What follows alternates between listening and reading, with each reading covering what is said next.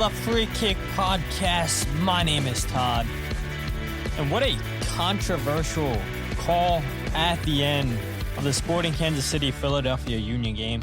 A goal that should not have even have happened. And you feel bad, Union fans, for Sporting Kansas City fans? Probably not, because you guys would be saying, you know, if this was us, they wouldn't feel bad for us. But yeah, I don't know. I know. It feels good to get a point that I think everybody can admit the Union didn't deserve. But the Union come away with a point, and Union fans go home happy, and the rest is history, right? Fun fact for all of you guys, because you guys know I love keeping you informed. That was the Union's first time at Children's Mercy Park since 2019. Go all the way back to 2019. The Union lost 2-0 at Children's Mercy to Sporting Kansas City. But if you want to see the last time that the Philadelphia Union got a result in Kansas City, it's back in 2017. July 6th, Union were losing that game 1-0, just like they were in the game Saturday night. And former Philadelphia Union playmaker Roland Alberg scoring the penalty kick in the 69th minute. Union going to Children's Mercy Saturday night and pick up a late equalizer thanks to Alejandro Bedoya. And don't worry, we'll get into all of that here in a second. We'll talk about all the chaos from that game. But we do actually have some news to talk about, and we'll see if we keep this podcast under an hour.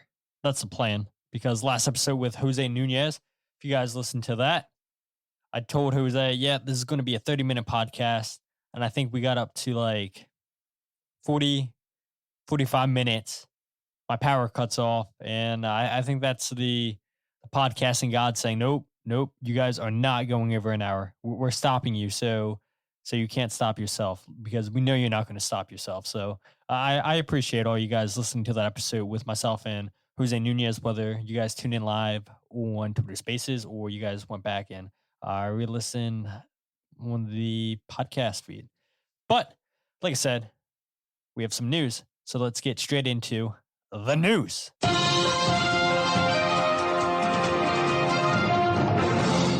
right, so the first bit of news that I want to get to is, according to Tom Bogert, Charlotte FC is finalizing a deal to sign Israeli international winger Liel Abada from Celtic. Abada will hit Charlotte's roster as a young designated player. Last year, Abada had 10 goals and 5 assists in 29 league appearances. This season under Brendan Rodgers, Abada really hasn't featured that much. And, well, under Dean Smith, under Tommy Wilson, a new era for Charlotte FC. Charlotte, go ahead and make it official and get a new U22 signing. And we'll see.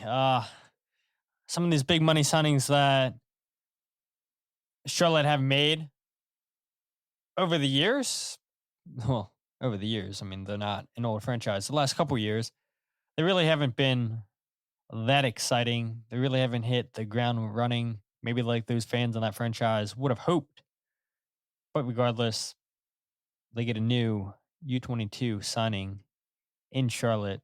We'll go over the results here in a bit about what happened over the weekend in MLS. But the last bit of news that I want to talk to, and this became official a few hours ago, again from Tom Bogert, reporting that FC Cincinnati is finalizing a deal to acquire U.S. national team right back DeAndre Yedlin from Inter Miami. Miami will receive $172,000 in GAM. And this is a interesting signing, maybe you would say, for FC Cincinnati. But if you look at it, it's not really. an interesting signing because Cincinnati had lost Santiago Arias, their right back. He did not resign with the club, and so Cincinnati wasn't really sure what they were going to do at right back, playing Kubo there a little bit. They sold, or loaned, I should say, Alvaro Barriel, brought in a new left back that they thought was going to play right back, but with Barriel gone, that switched the new signing over as a left back, and they had a hole at right back. And so they go out and make a deal for DeAndre Yedlin, who was making $873,000 last year, according to the MLS salary guide as of September 15th, 2023. So we'll see what that number is once the new salary guide comes out by the MLSPA around April, May, I would say. Usually that comes out. So I'll be curious to see what the numbers are. I mean, even for the Union with players like Bradesio, Marcus Anderson, Kai Wagner, we all imagine got a pretty significant pay bump. What's Alejandro Bedoya's contract situation looking like? Daniel Gazdag. So looking forward to the MLSPA salary guide coming out here in a month or two, and we'll digest those numbers. But regardless, Cincinnati get an experienced right backs played over in the Premier League with Newcastle, with Tottenham. Started his career out with Seattle.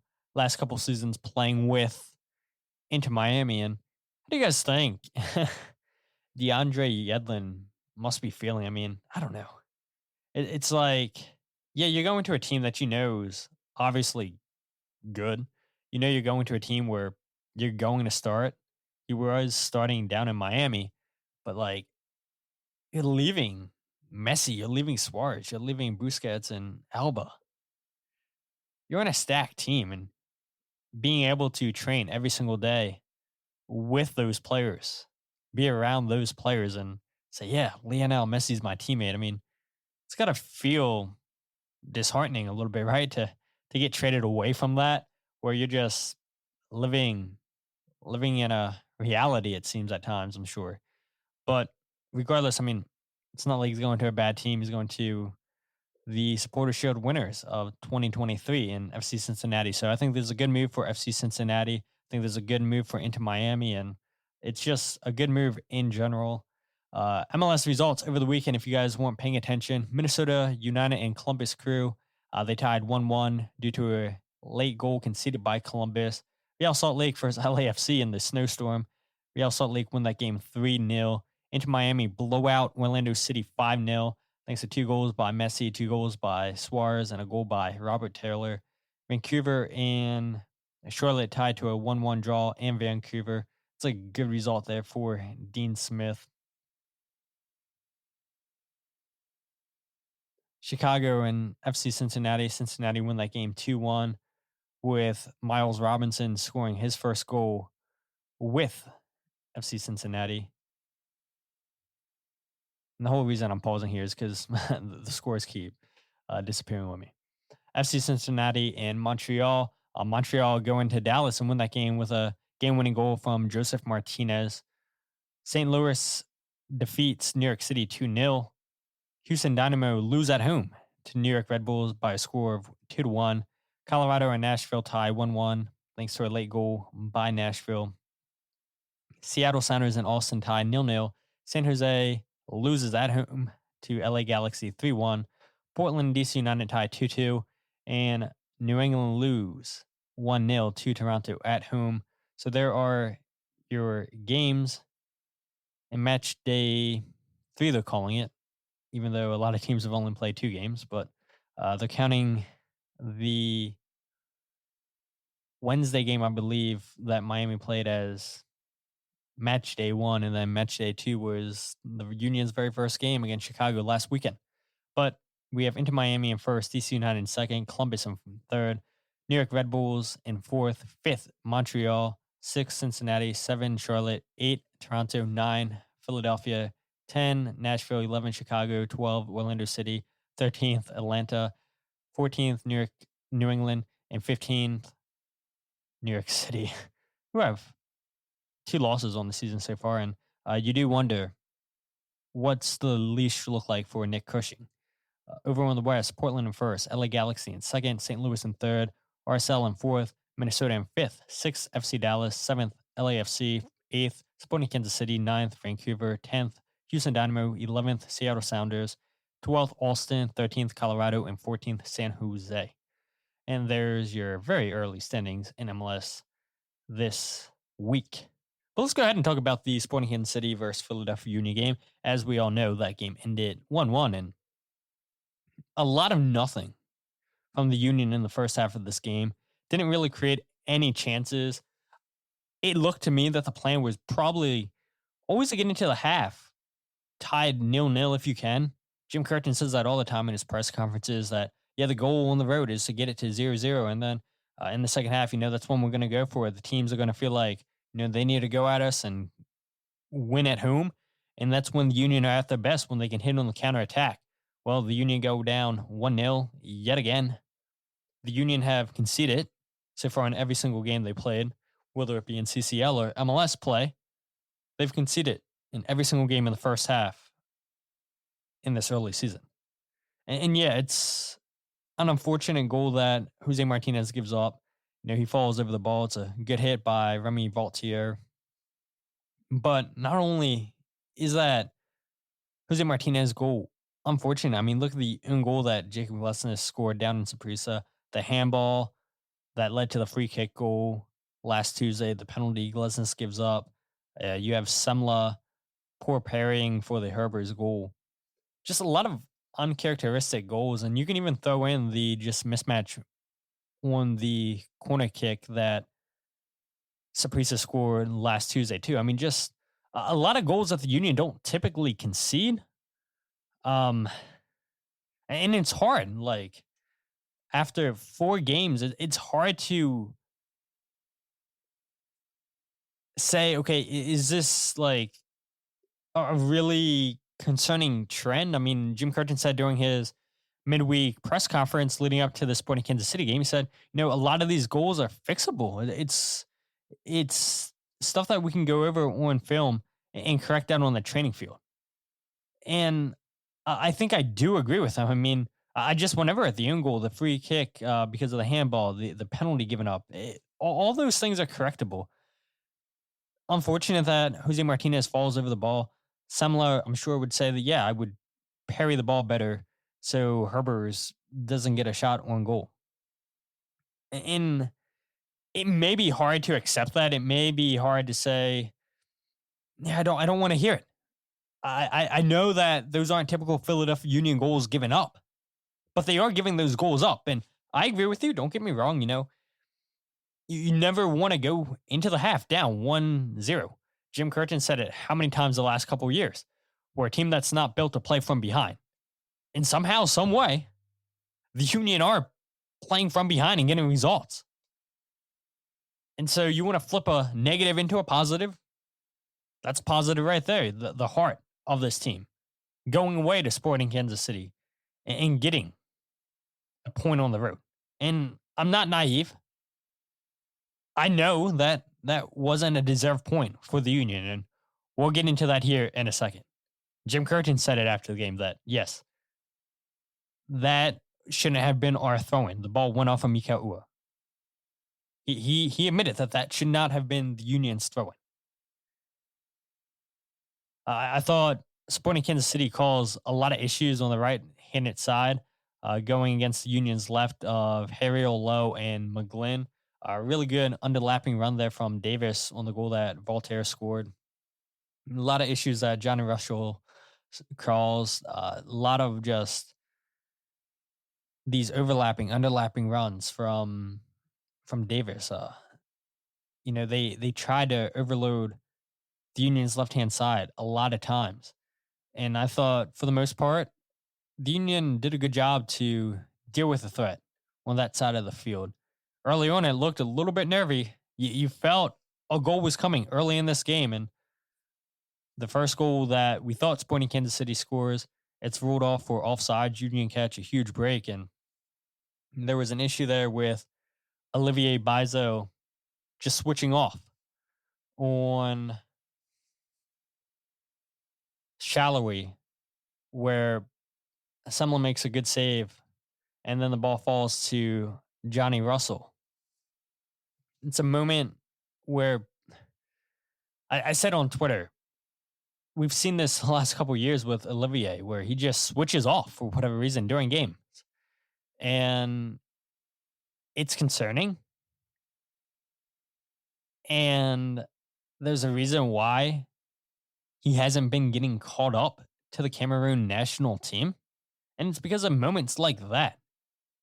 And I don't need to bring up what happened against LAFC. I don't need to bring up what happened against New York City a few years ago in the Eastern Conference Final. It's plays that shouldn't be happening. And it's so clear to me that Olivier is the backup right back on this team. And I know Jim always praises both him and Nate, saying, yeah, we have 2 starting caliber right backs in the league. But I'm honestly not sure about that because Olivier is just such a liability defensively. And yes, Quinn Sullivan comes back and plays defense. But you see a lot of issues defensively for this Union team when you're starting both Quinn and Jack McGlynn. And if you're going to start Bizo back there on defense, that's causing even more issues. And, yeah, I don't know. I mean, you would say this should be fixable. And I agree, it should be fixable. Olivier just switching off and not tracking runners or not seeing a run. But it's been happening for how many years now? And it's a good thing Jim Curtin subbed out Olivier at halftime because I think if he would have played any more in this game, I think the Union definitely loses the game. And I think that they probably give up 2 or 3 more goals if Olivier's out there. But we'll get into the substitutes at halftime and Nate Harriel starting over Matt Rial here in a bit. I thought Ali Zemler played well. 6 saves. Looked a lot more comfortable commanding his box. Looked a lot more comfortable catching the ball, hitting the ball out of bounds. Could have done a little bit better, I thought, on the save that he made off of Shallowy and then Johnny Russell's first to react to the ball. Could have done better there. But 6 saves, I mean, that's going to get your confidence rolling and nothing to really complain about. I mean, he made the saves that he needed to make, and the goal that he gave up there is just nothing he could have done on that play. And then the goal that the Union scored that shouldn't have counted. The referees say 4 minutes at a time. The Union score in the 95th minute. That whole play shouldn't have happened. It shouldn't have been a Union throw-in that led to the corner kick. Like I said, Jim Curtin admitted that after the game that, yeah, that shouldn't have been our throw-in. Peter Vermees said after the game that shouldn't have been our throw-in. Johnny Russell said, yep, that shouldn't have been the Union's throw-in. But it doesn't matter what everybody says. The referees saw it one way and one way only, and they said Union throw-in eventually leads to the corner kick, and the Union equalizes game up in the 95th minute. And boy, oh boy, did Peter Vermees have a lot to say after this game. Peter, that play there in question at the end gets made. It's a replacement referees that are filling in here. Just what are your thoughts on the situation that it's leaving? That has nothing to do with it for me. It has. I truly mean this. I've watched, a majority of the games in the league, and I think the referees that have been doing the games all have done a good job. I really do. I think that look, mistakes are made sometimes. I think you have to calm down in the moment. I think that it was a mistake. It was a mistake. I don't know what to do about it. I do have a problem with the fact that the time went as long as it did, based on the fact that nothing happened in the game in that 4 minutes. Like, it wasn't like there was a VAR check or a major injury. It's 4 minutes. 4 minutes. It's done. It's over. That's why you get 4 minutes. To go all the way to almost 5 minutes, it makes no sense. Do you think? And the ball's out of bounds by, I can say it again, by their number 7, and it's our ball again. So do you think that play that mistake isn't down to the fact that it is replacement referees? No,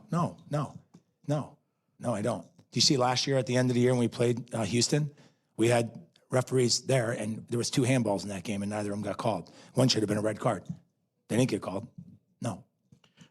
Just in general, is the disappointment then in the following the fact that the team didn't close down any of those opportunities? You said you guys. No, the team did. The team. I mean, at some point something goes. I mean, listen. If the game went 20 minutes, would you then expect me to try to defend every single minute thereafter? I'm not defending all the minutes. I'm defending the 4 minutes that were supposed to be on the board. That's what I'm defending. And the fact that their guy hit the ball out of bounds. I'm not sure what else you're trying to bait me to get to, but it's starting to piss me off because where you're going is the wrong way. I just said the replacement referees have nothing to do with it. The referees are the referees. I said I watched almost all these games in the league that have been transpired so far, and the referees have all done a really good job.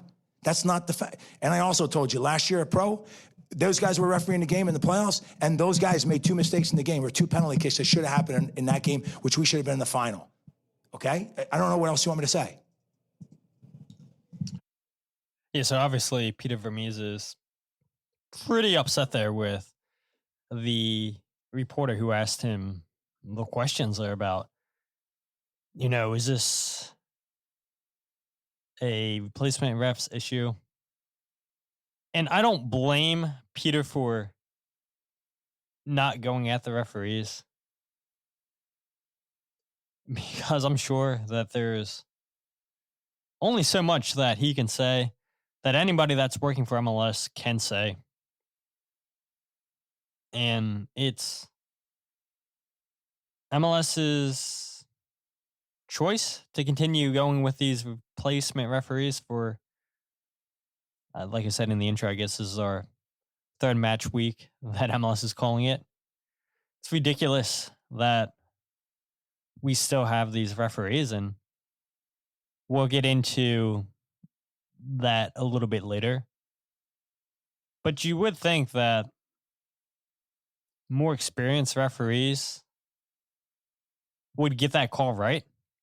And that's why I said in the intro, if this happens to the Union, I think you guys are all upset. You guys are going mental right now like the Sporting Kansas City fans are on social media. And I don't blame them. I'd be irate too. I'm irate because this shouldn't be happening. And I think you guys know where I'm going with Blunder of the Week. It's a joke. And for the journalist to what seemed to be him trying to bait Peter Vermees and mentioning the replacement referees, tearing them a new one. Credit to Peter for not going that route. Where I'm sure off record, it feels the same way as all you guys. I'm sure the players and the coaches all around the league feel the same as all of us, that it's a joke that we saw replacement referees. But yeah, as you guys can tell, was not happy, Peter Vermees, at all. He was more upset about the 5 minutes still on the board when they only said 4 minutes. And I said it in the goal breakdown video where it's a minimum when you see added time added. It's not a maximum, it's minimum. But I do agree too, there wasn't a lot in those 4 minutes that made it worthwhile going into the 95th minute. Again, I agree with Peter. I'd be frustrated too. There's a game that Sporting Kansas City should have got all 3 points. They feel like they were ripped off, rightly so. Union come away with a really, really big point, a point that I think if you would have told any Union fan before this game, the Union are going to go into Sporting Kansas City's home opener and come away with a point, I think every single fan would have signed up for that. And then once you watch how this game played out, you're definitely signing up for a point. So regardless, a lot of controversy there, but I mentioned it, the first half, not great for the Union. And we saw three subs at halftime for the Union. We saw Nate Harriel get the start over Matt Rial. And so I asked Jim Curtin after the game, was it always your plan, even before this game, to make subs at halftime? And what went in with playing Nate Harriel, who's not a natural left back, he's a right back, to start over a player that plays as a left back in Matt Rial? Yeah, look, on the road early in the year when we had guys with 120 minutes on their legs, Nathan was not one of those guys. So we had a planned sub at halftime for Kai to come in. Wanted to save his legs a little bit. He's one of the guys that almost gets no rest. The matchup with Johnny Russell, we thought the best matchup would be for Nathan to deal with him 1v1. They did come at us a little bit in the first half, but then we settled in and did a good job on a great attacker in Johnny Russell. So Mbaizo with the 120 minutes on his legs, I basically told him, he was coming out at halftime. I hate having planned subs, but that was one that was there. And then Todd, once Jose has to come out at halftime, we were a little bit more proactive and aggressive, and we said, you know what? The game is going in a way where I still think we can get a lot of chances. Let's go for it. And we made the three aggressive subs at halftime. So credit to the staff and credit to the players for performing. I thought we changed the game, on our terms in the second half on the road, which is never easy, and also preserved guys' legs. So, 45 minutes, guys, is about workload-wise and data-wise and distance-wise about the equivalent of a training session. So even when these guys are playing at their very max in a game, 45 minutes they can handle. When you get into 60 plus and close to 90, that's when you get fatigue. Obviously, we had 120, so there's a lot of variables that went into it, but we decided to be proactive and go for it. We did use all 5 subs, which, we don't always do, and I thought it worked out well today. And it's something on the road I think we need to be a little bit more aggressive, because it's so hard to win games on the road, and I think oftentimes you get rewarded for being brave on the road. And I think we were tonight, and got a point in some pretty tough conditions. Yeah, and that's what you want to hear from your head coach. You want to hear that, we're going to be aggressive on the road, because how many times have we seen over the years teams come into Subaru Park and they're parking the bus. They're forcing the Union to have the ball. All right, break us down with the ball, and then we're going to try to counterattack you. Happens all the time, I feel like. And so for Jim Curtin to come out and say, we're going to be aggressive. We need to be aggressive on the road. We've saw it now twice. We saw it down in Costa Rica against Saprissa. We've seen it now against Sporting Kansas City. Hopefully the Union stick with that mindset against Pachuca once they have to go down there in the second leg of the round of 16 in the CONCACAF Champions Cup, which, by the way, Jim Curtin and the players said after the game, yes, make sure you come out, Union fans. You pack that stadium and you push the Union on in game 1 against Pachuca, 7 o'clock this Tuesday night. Going to need that stadium packed. Going to need the fan support to push the Union on to get a result. Going to need more than a result. Going to need a win, and you hope to keep a clean sheet against Pachuca. But yes, you love to hear Jim Curtin say, you want to be aggressive. You want to go for it on the road. Don't park the bus. Go for all 3 points. You have nothing to lose. Because the more wins, the more points you get on the road, that's going to set you up better in the standings. It's going to help you in the long run in the playoffs, in my opinion, because that builds confidence. The more wins, the more results you have on the road. When you have to go on the road in the playoffs, you're not going to be intimidated. You're not going to be afraid. And so you go for it. And so I love Jim Curtin to say that publicly. Like I said, we've seen it twice so far now on the road, and hopefully that continues. Jim also mentioned making 5 changes in this game, and he doesn't typically do that. And I think that's a breath of fresh air for Union fans to hear, where they're complaining, we need changes. Why is Jim waiting so late to make a substitution? We had 5 changes to the lineup from the team that played against Saprissa on Tuesday night. Rafanello coming in, Martinez, Lowe, Harriel, Chris Donovan. And you saw in the first half, and I'll keep repeating it, the Union weren't creating anything. They weren't creating enough. But as soon as Bedoya, Wagner, and Gazdag, and even Uwa come on in the second half, that's when this game started to open up. And you could feel the tide starting to change a little bit. The Union had 3 shots in 3 minutes from minutes 54 to 56, I believe it was, in my goals breakdown video. But you just felt like, okay, the Union are getting them more creative players on the ball. And Wagner, Gazdag, Sullivan. Very, very active in the second half of the game. And Jim said it, we got to rest some legs. And it's also good information that Jim gave to say publicly, 45 minutes, these players can handle it. It's like a training session. But then it's anything after that, it's when you started to get a little bit maybe of an overload. You're going to wear these guys out. So it was nice to get Jim to say that publicly and just give information to people that maybe didn't really understand, what a training session's like, trying to emulate a game in a training session. So I thought there was pretty good insight there from Jim. And then the reason that they played Nate Harriel over over Matt Rial is to defend against Johnny Russell. And one thing I didn't realize, because this was Nate's 7th or 8th time playing as a left back. You know what this kind of reminds me of? It reminds me of Ray Gaddis when he had to play as a left back for the Union in 2017, 2018. Does that sound about right to you guys? And then Ray Gaddis eventually goes over to his natural right back position.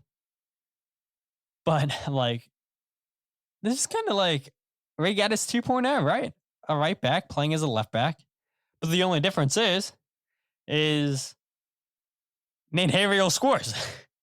And I do think Nate's more athletic than Ray, but both of them were fantastic defenders, and both of them are athletic. I mean, if you're a natural right-footed player playing on the left, what's it say about your athleticism? I think it says a lot. And for the most part, Jim Curtin, I would say, did get that right, playing Nate Harriel to defend against Johnny Russell and Jacob Davis on the left-hand side of the field. But then you also had Jeremy Rafanello starting his first MLS game. And I'll be more critical than Jim Curtin was. And you guys can decide if this was a good assessment of Jeremy's game from Jim Curtin, or do you think maybe he's protecting the player? But this is what Jim Curtin had to say on Jeremy Rafanello's first career start in MLS for the Union. Did a great job. He had a role to do. I thought he did it well. Look, we knew we were going to suffer in the first half, right? You're in a team's home opener. We're a little bit shorthanded. We're a little bit undermanned. And Jeremy was a guy that we needed to, give us minutes, work tirelessly defensively, take away their good number 6, but also give us an outlet on the counterattack. He did his job, and I said that to him at halftime. So again, maybe we're subbing a little bit more and earlier than usual, Jonathan. But if you go back to our last game, Marcus did his job as well in Saprissa, but the circumstances of the game changed in a way that we made a proactive move. Same thing with Jeremy. Jeremy did his job today. Could we have gone to 60 minutes for sure? But there's an instance there where we go, you know what? Let's get Danny out there if we're already going with Ali, because Jose has to come out. And let's go for it. So a team effort, a total team effort, and we're going to need more of them as we go, because you guys know we're going to be missing about 8 guys come the summer. I keep saying it, but I don't think people really realize just how many people aren't going to be here. It's going to get crazy. And I'm glad that Jim keeps bringing that up too. Yeah, the Union are going to need all hands on deck come June, July, and August, and going to need the whole roster. And the biggest question, I think, is who's going to be that backup 10 for Daniel Gazdag when he's away with Hungary at the Euros? Jeremy Rafanello, potentially. David Vasquez, who just recently signed a Union 2 deal. Guess I should have put that in the the news section, right? David Vasquez signing a Philadelphia Union 2 contract. That's a big deal. Really promising player. But, I hear Jim saying, yeah, he had a role to do, and I'm sure that's correct. I'm sure that's true. But in my opinion, watching this game, I thought Jeremy was too slow on the ball. I thought he was too conservative, too many side-to-side and backward passes. All his touches were primarily around the halfway circle. When I think of a number 10, I want them to take chances, to take players on, to play those cutting through balls, to try to open up the defense.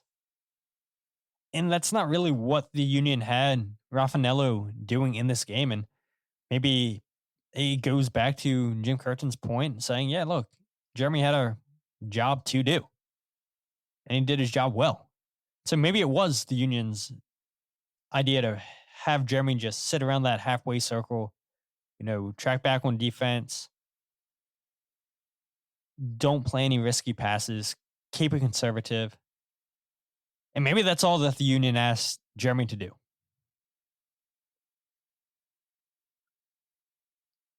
Did he do that well? Sure, he did that well.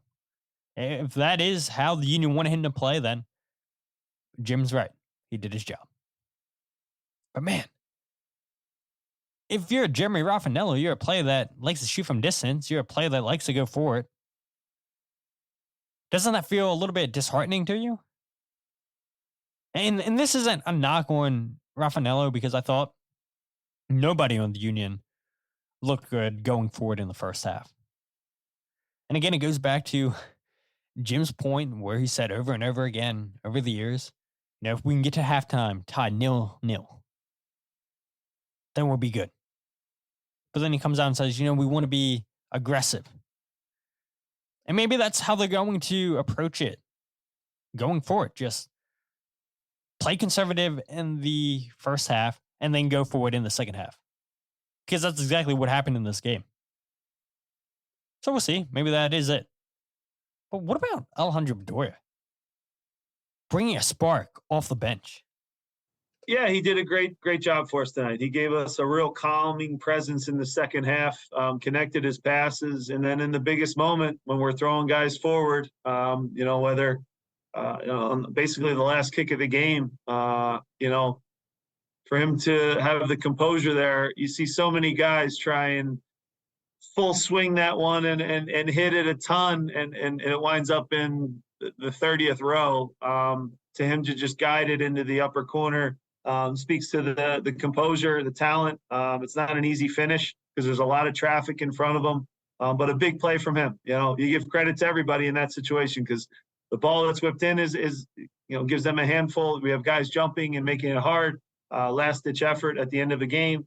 But for Ali to have the composure there and hit the back of the net was very rewarding. And, they paid for it, too, with a lot of, I'll just say, cans and beers that came flying out of the stands and a lot of our guys getting hit with stuff. So nothing better than on the road than making 18,000 or however many this place holds go quiet, which is a great feeling. And I said that in my pregame talk.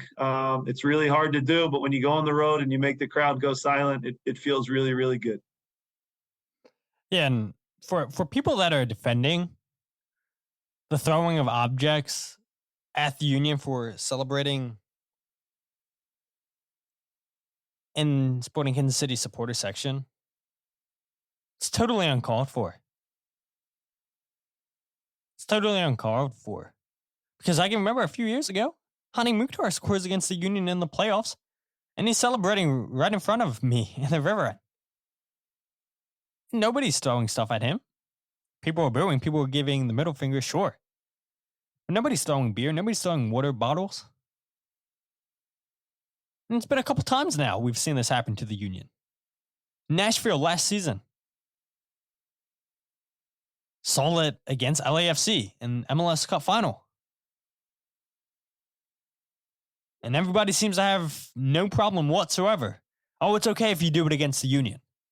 But God forbid if Union fans do this against an away team. It's the end of the world. Makes no sense to me. Makes absolutely no sense. Because this happens in pro sports. If it's a game-winning play, the players are going to go celebrate. And they're going to go celebrate if they're on the road. They're going to go celebrate in those fans' faces. They're getting crap all game. Don't they have a right to celebrate however they want? The union aren't throwing stuff. It's unbelievable. The amount of people that are justifying beer and bottles getting thrown at the union. It's unbelievable. But Alejandro Bedoya coming off the bench, scoring that game-tying goal. Man, he's embracing this El Senior role. And bringing that calmness to the field. I think we've seen it the last couple times he's come off the bench. He sets the tone, and he doesn't set the tone any better than as soon as he comes into the game, he gets a yellow card for a tackle. As soon as Bedoya is on the field, he lets it be known that I mean business. That I'm not going to take it easy on you. I'm here to win. I'm here to get a result. And yeah, you might think that you're just walking over the field, no pressure on you. You have all time, all day on the ball. And Bedoya is not going to allow that. And just his defensive awareness, the stability that he gives that rest of the midfield, that he gives the defenders. It's class. Always seeming to be in the right place at the right time when set pieces.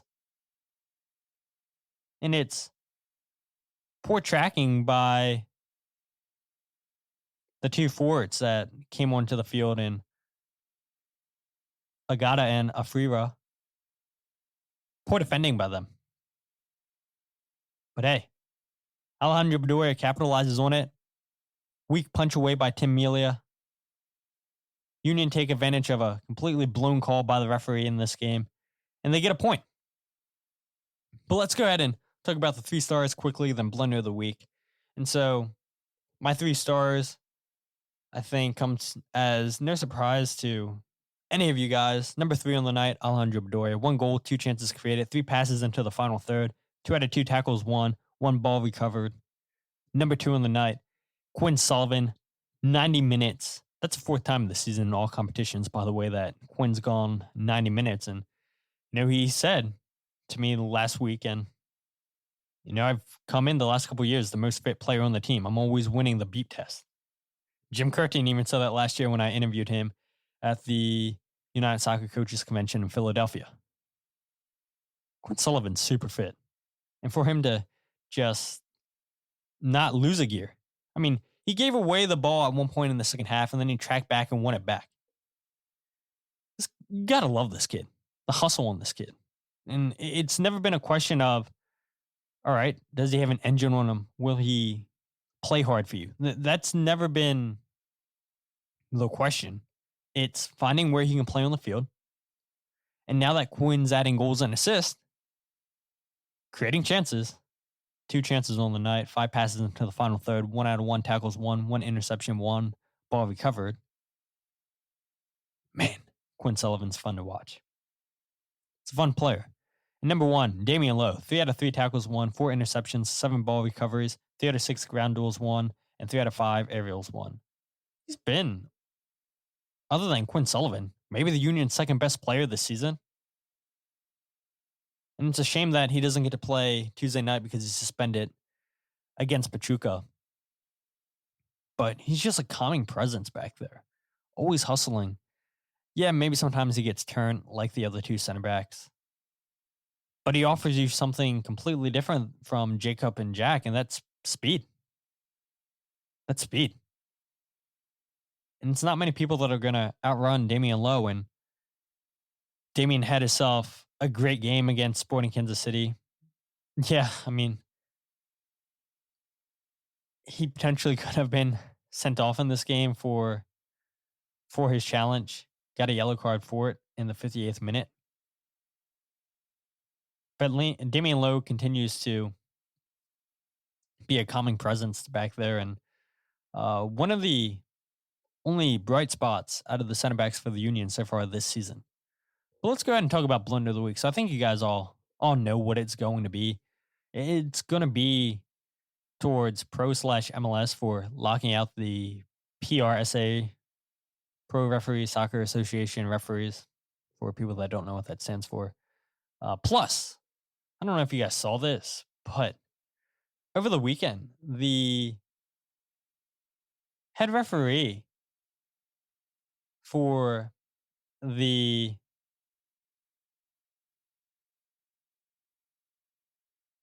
Inter Miami Orlando City game was supposed to be the referee. And it's just that. It's going to be the referee, and there's that. But somebody found a picture online of that head referee wearing a Inter Miami jersey. And said Pro, MLS, whoever, took him off of the assignment from the game and replaced him.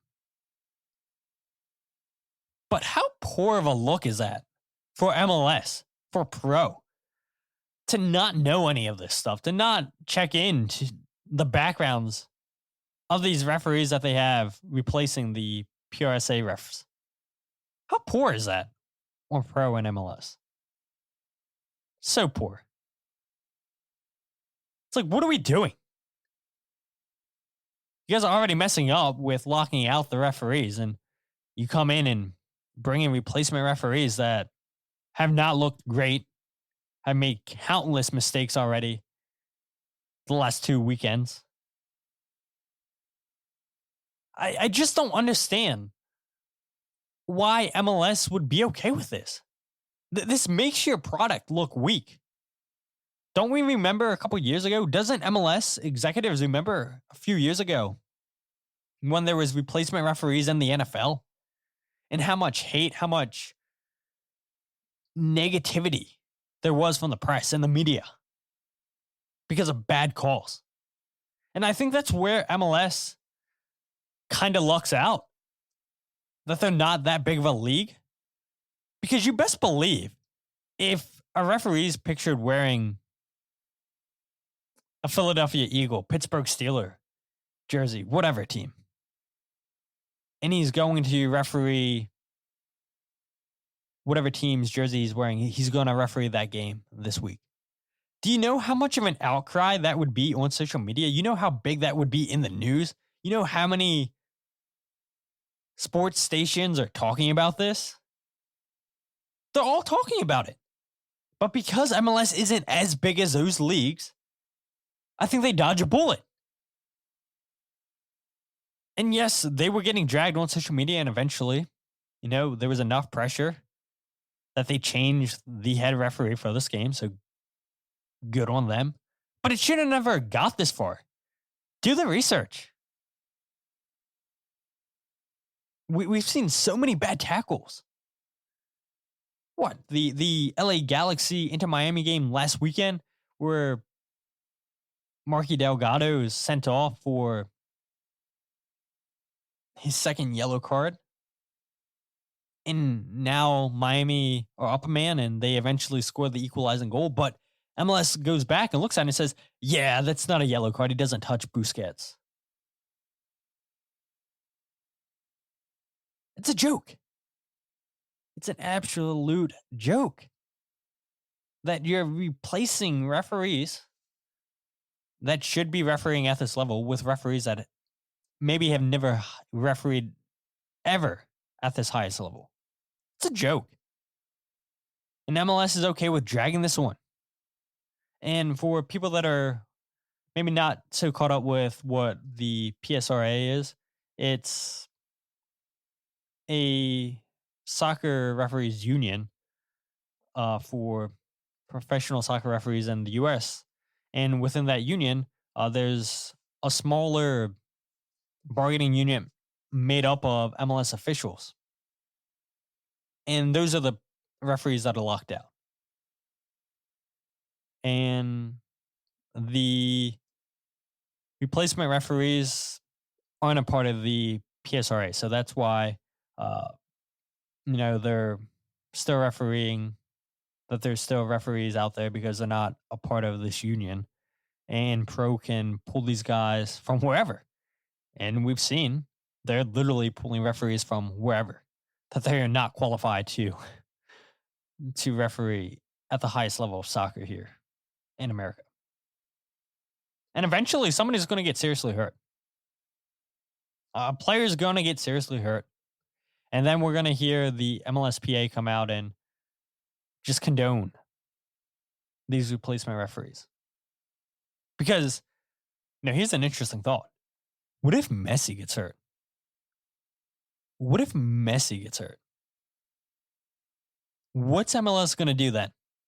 That's their star player. It's basically Messi League soccer. It's all you see everywhere. What if he gets hurt because of a stupid call from these referees? Can you imagine the outcry then?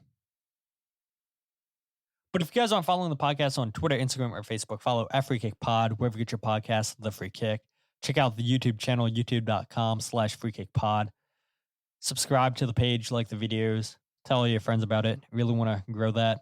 We're 5 away from 100 subscribers. I love making those videos for you guys, the goal breakdowns. So please, please, please continue to spread the word. And then the Substack page where I post a podcast, the goal breakdown videos if you guys aren't subscribed on YouTube, and then do some writing here and there. Thefreekick.substack.com is where you can find all of this good stuff. But yeah, Tuesday night, Pachuca at Subaru Park, 7 p.m. We're not going to have a preview episode for that. I'll do my best to try to get an article written for you guys Monday night after work. But yeah, just super excited for this game Tuesday night.